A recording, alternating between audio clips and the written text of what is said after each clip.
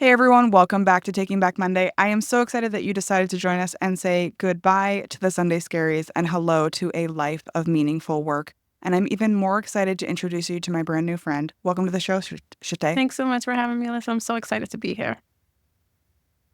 So we had a lot of kind of pre-conversation about, the things that we've learned in our lives and our varied Yeah. experiences. And one of the things that you mentioned was that you have a passion for career fulfillment. Like, what does that even mean to you? I love that question. It means that we are all doing something that lights us up from the inside out, like literally refrigerator inside out kind of light. Um, I think there's a lot of people who are sort of just tolerating their jobs or hate their work, and they do it for a lot of different reasons. We've got responsibilities. You got to take care of a family. You're caregiving for parents or loved ones. You're trying to be an adult and you can make your mark on the world.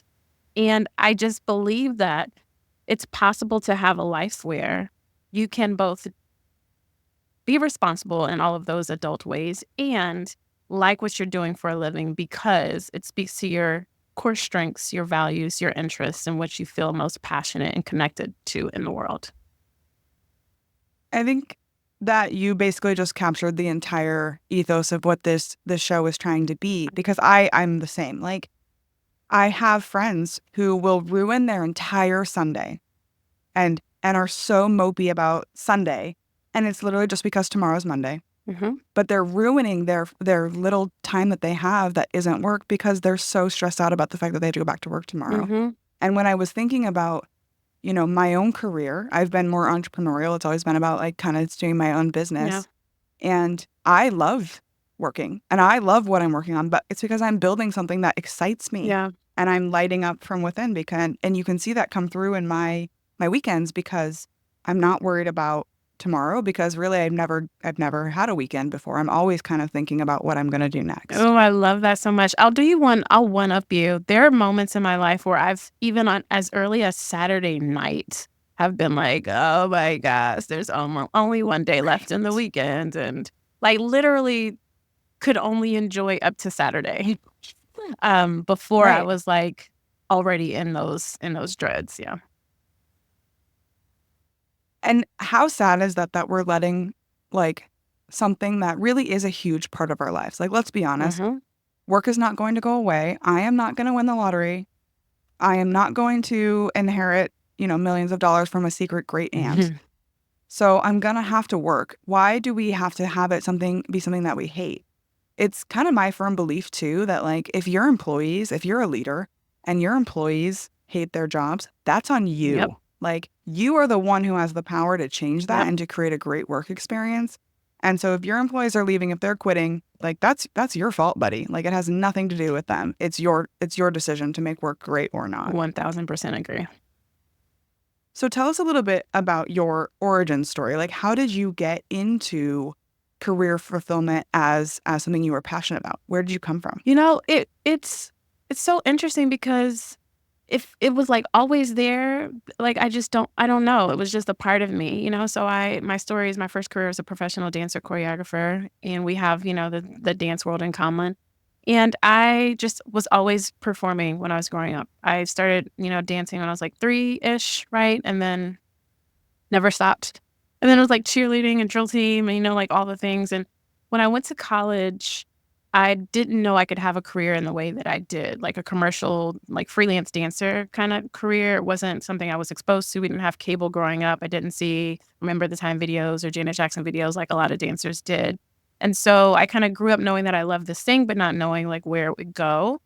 And I remember going to college and my parents were like, choose some other major than dance. Like, don't choose dance, which is fair because I didn't necessarily need a dance degree to be a dancer, but I hadn't thought of anything else to do. It was kind of like, Right. what will I do? So I was a psych major on a pre-med track because I think one of my parents was like, what about being a doctor? I was like, sure. you know, I Sure. just, Yeah. and the psychology part of it was great for me because I love people. I love understanding people. The research part, all of that was wonderful. Pre-med track, not so much, like I did it. And Right. then there was this moment to your question. where I am studying for the MCAT. I had already taken it once, was taking it again summer after college, and I'm just studying for hours and hours a day to do this thing that I was like, ugh, and there was just something Right. within me that was just kind of like, if I'm going to spend all of my time and all of my days doing anything, I can't feel like this. I have to enjoy it. And I don't know where it came from because I was always taught in our family, like, you go to college and you get a job, like that's the order of things. And here I am, having the audacity to like want to enjoy the job. So yeah, that was probably my first moment where I was like, no, this matters to me. So I, packed up and moved to LA to become a dancer. My parents were like, What? What do you mean? Um, found my way. But then there were moments even in my dance career, no matter how, like, it was incredibly hard to build and make a sustainable career out of that, where I was just so proud that I was doing it. It was just like, oh, wow, I did this. And then it became, oh, everybody should feel this way. Like, everybody should feel this way about the work that they do. Mm. And so, I never really saw myself not being a dancer. So when that career came to an end at my own choice, I sort of had this identity crisis. But by that time, the career development piece was already there. And I was already like helping other dancers find their way and really writing about what, it meant to build a sustainable career on your own terms. And so like the rest is kind of history. But yeah, I think I was just sort of like, I came here with this sort of, belief that I deserve to be happy in my career or something. Right. I'm happy that, I mean, it's great to hear that you made that that realization, Mhm. right? Because I hear from a lot of people of like, I got fired, I got laid off, I got, there was like something catastrophic in their life that happened. I talked to someone a couple of days ago who was like, my wife got cancer and she Oh, died, and I decided I couldn't live the rest of my life, yeah. waiting. And you hear these stories of people who spend their whole life working and then they retire and then the next week they have a heart attack or they have a Yeah. stroke. And like, I couldn't imagine getting to that point after hating my life up until that point, and then when I'm finally free, having something terrible happen. Mhm. It's funny you say psychology because I was a psychology major too. Oh, no. I loved like the way people think and process. So Yeah. this is why the internet's great. Like we've never met before, and we have so much in common. I love that. Yeah, we're twinning. We are. I love it. So tell me about, when you work with clients and with customers, what are the things that they struggle with when you're trying to help them, through their challenge of being a career coach? Mm. It's a couple of things. I think there's one part of it where people can't fully see themselves, right? And so there's a part that they're like, okay, I'm ready for more. I don't know what that more is. What is it that I should be doing? A lot of people have a lot of anxiety around the idea of purpose. Like, what am I meant to do? And I don't know what it is. I'm not passionate about anything, and I'm not using my college major. Like, just so many reasons to sort of beat themselves up. And so part of my work is like helping them sort of find their way towards alignment through their own. It's not something that I can tell you. It's not something that you're going to find in any one personality test or assessment. Like, it's a combination of like really reflecting on yourself and your background, doing some of those assessments, and then like putting the pieces together. So I help them with that part. For some folks, it's the stories that they're telling themselves, like giving themselves permission to do the thing that they actually already know that they want to do. And so, like, how do you get out of your That's way? huge. Yeah, uh-huh. Or, like, maybe there's been some workplace trauma or, that's bruised their confidence, or it's the family that they gotta provide for. It's everything society has said about what it means, especially when it's a creative, you know what I mean? Like, you tell someone that you wanna have a creative Mm-hmm. career, and they're, like, the only things they know is, like, either you're trying to be famous or you're gonna end up homeless. Like, it's, like, one of the other, and there's no, like, real practical sort of model of what it looks like to be creative and make a living doing that. And so people have these Mm-hmm. beliefs around what they really want to do and what their life will look like if they try to do it. So it's like, how do we get past all of that kind of stuff?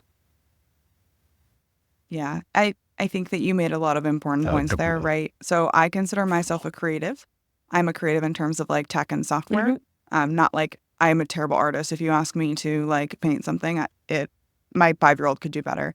Um, but I think finding your opportunity to to use those gifts and those skills, like being creative, even in a corporate environment, even in a like the most corporate of corporate environments. I did a consulting project for an IT company Mhm. for a long time, like the furthest what you would think from creativity, but they just express their creativity and their talent in a different Yep. way.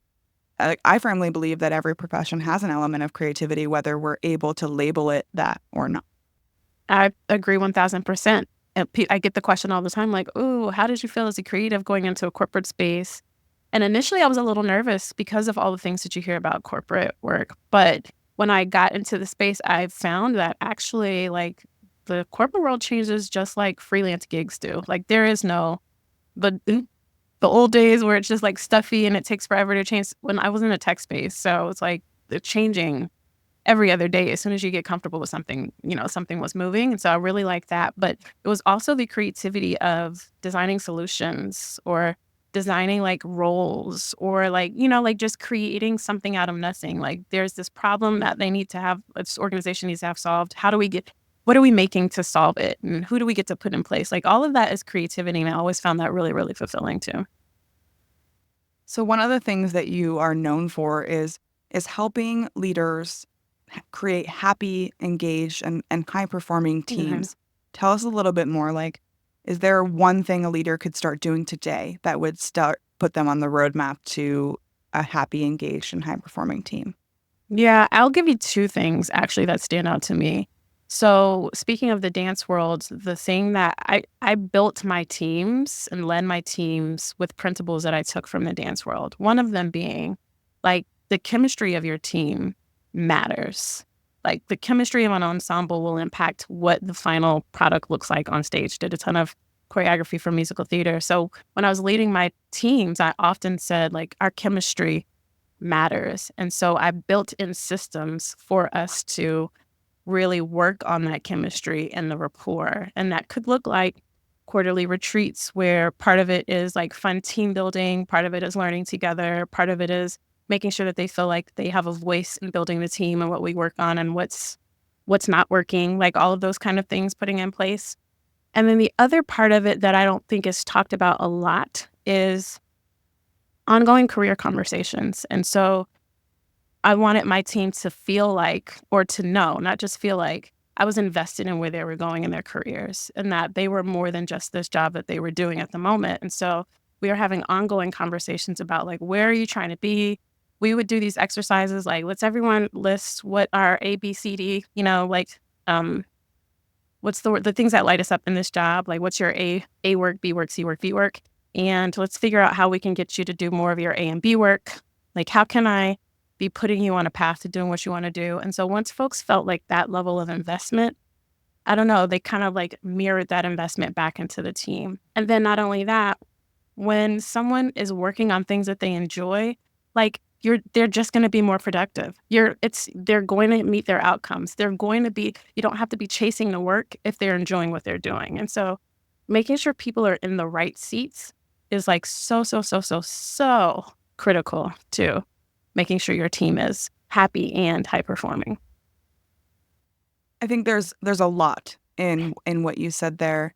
First of all, my most successful team that I ever coached was, I tell people this all the time, probably the least talented team I've ever had. Mm, But they had great chemistry and they were the hardest workers. And I think they knew a little bit that they were lacking in some of like their technical talent. mhm. And it was the most successful year we had competition wise. And it blew my mind. And to this day, I'm like, hey, don't give me a talented team. Give me a team that cares. Give me a team Mhm. that gives, like, it wants to do the conditioning because they know that, yes, nobody wants to do conditioning, but they believed in me believing in them. So Yeah. therefore, they were willing to do the things that kind of sucked because they believed. And I think that transfers to the business world. Like, is all of your work going to be fun? No. No. I'm a realist. Like, I know that every single minute of every day isn't going to be enjoyable. When I'm doing accounting, I am not a happy person, but I have to do it, and I know it's just part of it. But if you have a team that knows that you are invested, to your point, invested in their success, then they're going to be so much more likely to not only do great work on the things they enjoy, but to do great work on the things that they don't enjoy because they know it's impactful and important to the success of the team. And they're invested in it just like you are because you've invested in them. Yep. So tell us, Shaté, if you could meet anyone or introduce us to anyone, if you wanted to tell us who is really taking Ugh. back Monday, who are you going to put in the hot seat? Oh my gosh, I've thought of so many different answers to this question.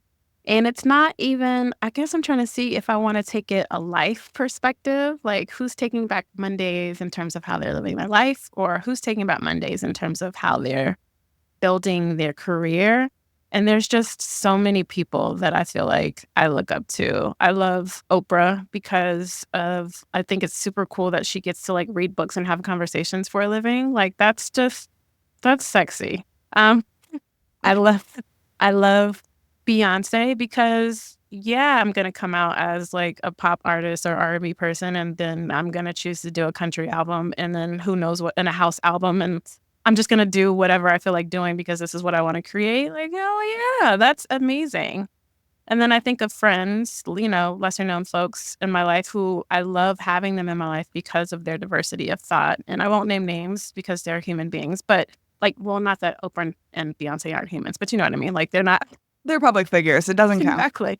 But I have one friend who just always lives life on her own terms, where regardless of if it's like she's going against traditional like societal norm, regardless of like what if it's like what her parents told, like she's literally just making up her own mind. And it's funny because she started as one of my direct reports, and now we're just really great friends. And because I love her diversity of thought, she's going to always have a different way of looking at life, and she's going to just really move to the beat of her own drum. And I think that is just powerful and refreshing.